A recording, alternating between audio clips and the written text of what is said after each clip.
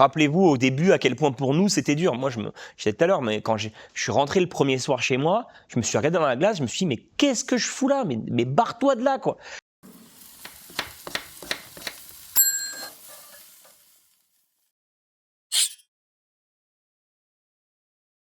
Pour moi, c'est vraiment un fast-food où on est en vacances à l'intérieur et en plus on est servi vite et en plus c'est très bon et on vient profiter des produits locaux qui sont hyper qualitatifs. C'est un fast-food. Vraiment, c'est un fast-food. Et oui, ça reste un fast-food. Donc comme je pourrais rentrer dans un je préfère aller au Jack's parce que déjà quand on connaît, on préfère.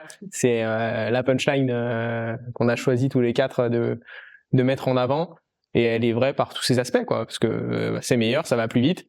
Et le restaurant est hyper beau et quand on a l'impression de manger un burger, qu'on le mange rapidement, qu'il est bon et qu'en plus on a l'impression d'être en vacances quand on le mange, bah c'est gagné, quoi. C'est ce que véhicule l'image des restaurants et c'est ce que ça rend. C'est que vraiment c'est ton burger de bord de plage mais qui est aussi excellent que tu le manges n'importe où, il a le même goût, quoi. Il est toujours aussi bon. Et ce burger de vos vacances qui finalement aujourd'hui a l'ambition de devenir l'alternative des gens américains sur le territoire français, quoi. Nous, les clients nous ont obligés à nous remettre en question et à faire en sorte qu'on trouve des solutions pour les satisfaire et pour ne pas entendre tout le temps qu'est-ce que c'est long. Et c'est ce qui fait aujourd'hui que pour moi, on a tout ce petit grain qui fait vraiment la différence avec les autres, quoi. Il fallait devenir meilleur et prendre la place du meilleur burger de la région ici et c'est comme ça qu'on l'a trouvé. Combien de fois on nous dit maintenant, mais déjà, mais même hier, premier jour de pluie à la zone.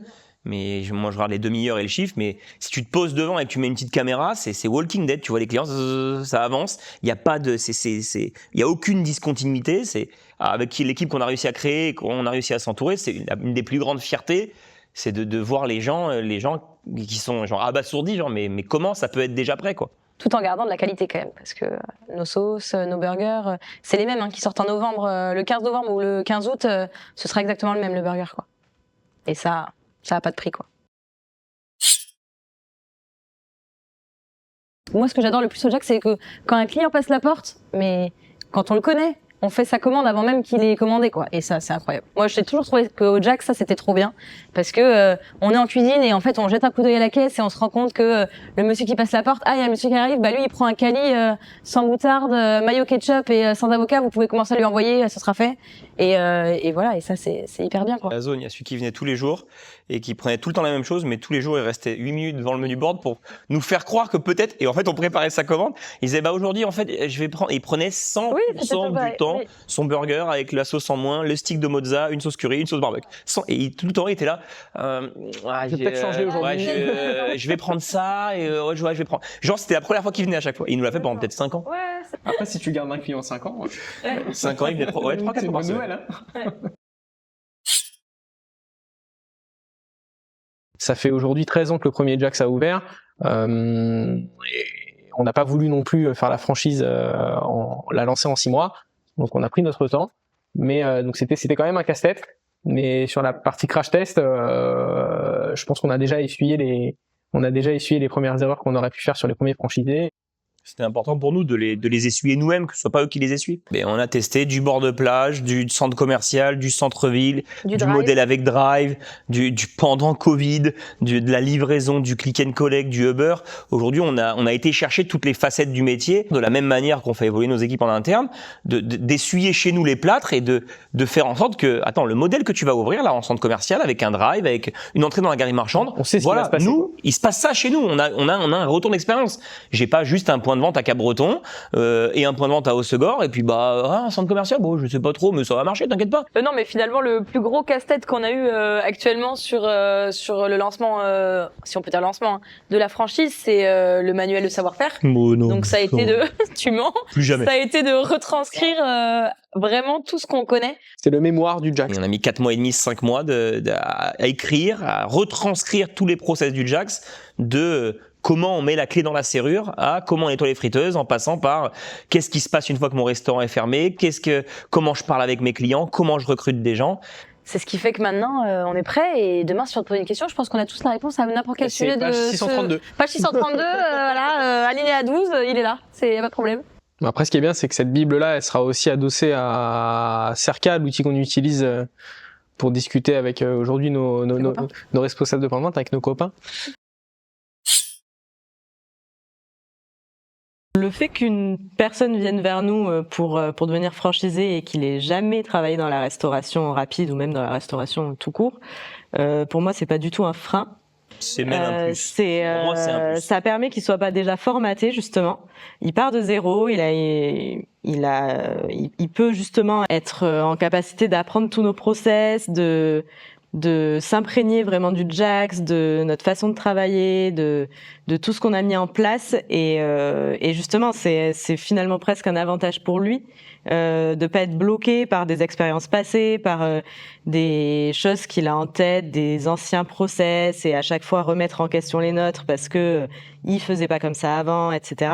C'est presque un plus finalement de pouvoir partir de zéro, de prendre tout ce qu'on a à lui offrir, de le mettre en place et de devenir vraiment un franchisé de Jax. Moi, c'est un peu le discours qu'on a finalement avec nos employés qui rentrent au Jax. Quand il y en a plein qui viennent à leur entretien et qui lui disent mais moi j'ai pas d'expérience en restauration et on lui dit tant mieux parce que nous on est là, on t'accompagne, on te forme de A à Z, on t'apprend nos process, on te montre comment on travaille, on va te répéter les trucs 1 million de fois si tu veux, mais c'est tellement plus simple parce que finalement c'est pas du tout un travail de cuisinier quoi. Aujourd'hui, ne pas avoir d'expérience dans la restauration, c'est concrètement complètement un plus parce que en fait, il va appliquer le process et sans être pollué finalement par d'une page blanche en fait. Par d'une page blanche. Et à côté de ça, avoir aussi des expériences dans la restauration, parfois ça peut être bien pour des remontées d'expérience, parce que nous on a nos 11 restaurants et notre concept il est ficelé et tout se passe très bien, mais comme il y a plein de choses qui sont remontées de nos salariés sur des idées d'amélioration, il y a aussi plein de choses qui vont, et je l'espère, remonter de nos franchisés et qui vont nous permettre aussi encore une fois de pouvoir faire avancer le bateau de Jax de manière plus intéressante quoi. Mais c'est pas une question d'expérience, c'est plus une question de profil, de caractère et d'envie finalement. Ouais, d'envie clairement. Plus que j'ai fait de la restauration, j'ai fait tel secteur, j'ai fait telles études. C'est vraiment pas ça qui définit un bon franchisé, je pense.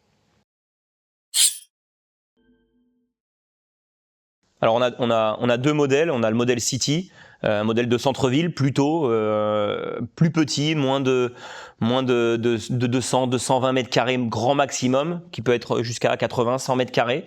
On va être à 1 800 € du mètre carré en coût d'investissement de travaux hors cuisine, sur un local prêt à la restauration avec extraction et toutes les choses qui s'y rapportent.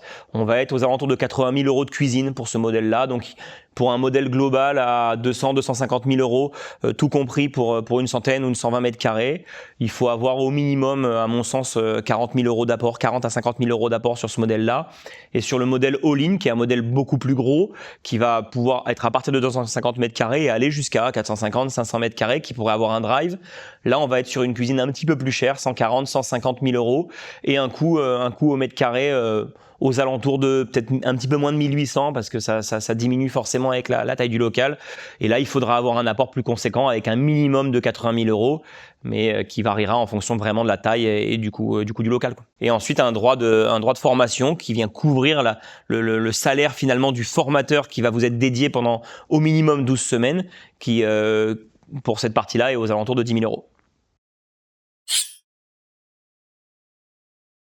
Pour une personne qui hésite encore, je lui dirais de venir nous rencontrer sur le terrain.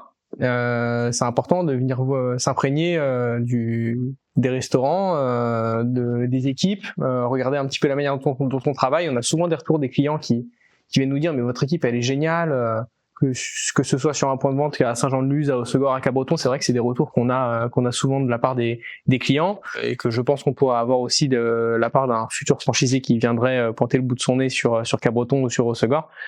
Derrière, il va y avoir des process qui sont millimétrés, des logiciels qui ont été éprouvés, des méthodes de management qui ont fait leurs preuves. Tout ça fait que je trouve qu'aujourd'hui le Jax se démarque par rapport aux autres restos et aux autres marques de franchise qui peuvent développer après avoir ouvert qu'un restaurant, développer 20 points de vente en 2 ans. Nous on prend le problème à l'envers. On a déjà mis toutes les bases, elles sont solides. Et elles attendent plus que vous derrière après pour venir continuer l'aventure. Pour moi, un franchisé, pour rebondir à ce qu'a dit Jules avant, un franchisé qui hésite, le premier truc que je lui dirais, c'est que c'est déjà un bon point en fait. C'est pas une décision anodine d'ouvrir un restaurant, d'être son propre chef d'entreprise. et que le fait que il saute pas à pieds joints dedans à la première vidéo qu'il voit passer, c'est déjà un bon point pour lui parce que c'est une décision qui est importante. Ce qui est nécessaire et qu'on ne pourra nous jamais apporter aux franchisés, c'est la volonté, l'envie de bien faire et l'envie de se comporter correctement avec ses salariés, avec ses équipes, parce que si on veut durer, ça c'est indispensable. Et ça, nous, on pourra lui donner tous les outils qu'on veut. Et à un moment où il y a des choses qui doivent forcément partir de lui. Mais alors oui, c'est comme tu le dis, hein, ça fait peur. On quitte son job, on a peur de. C'est Astier qui disait ça. On a peur de pas casser sa croûte. Ça fait hyper peur. Il y a plein de choses qui fait qu'à un moment peut-être on n'y va pas. Mais j'avais écouté une interview un jour de Mike Korn qui disait si t'attends d'avoir 100% des réponses pour prendre une direction, finalement en fait tu restes chez toi, tu la prends jamais. Il suffit peut-être d'avoir que 10% des réponses au départ pour pouvoir avancer dans une direction. Bah en fait il a peut-être pas toutes les réponses, mais il y a 90% des questions auxquelles nous on a répondu pour lui, quoi.